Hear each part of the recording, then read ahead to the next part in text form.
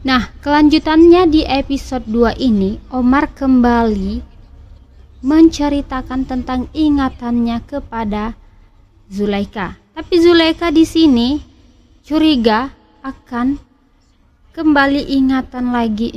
Zulaikha pun di sini memberi hipnotis kembali kepada si Omar agar Omar tidak mengingat gadis lagi. Nah, di sini Putra mengangkat si gadis.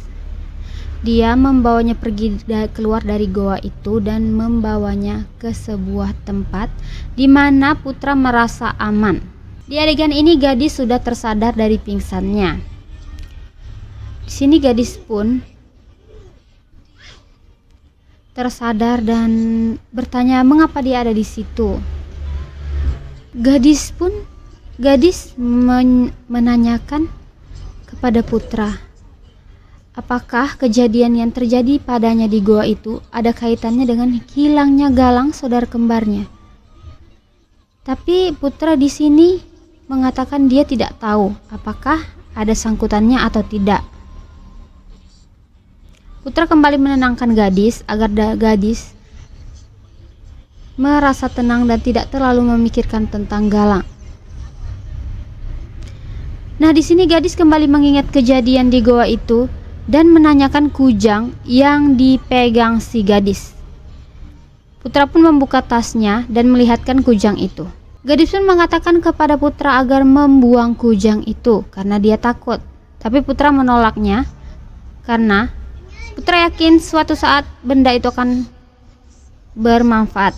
Ternyata papahnya di sini, papah gadis pergi menyusul gadis dan dia pun bertanya kepada Ella, gadis ada di mana? Putra pun di sini menelpon kepada Ella bahwa gadis ada bersamanya. Putra pun mengatakan lokasi di mana dia menemukan gadis. Papa gadis pun di sini menemui gadis dan dia mengatakan gadis kemana aja sampai menghilang. Papanya sangat khawatir.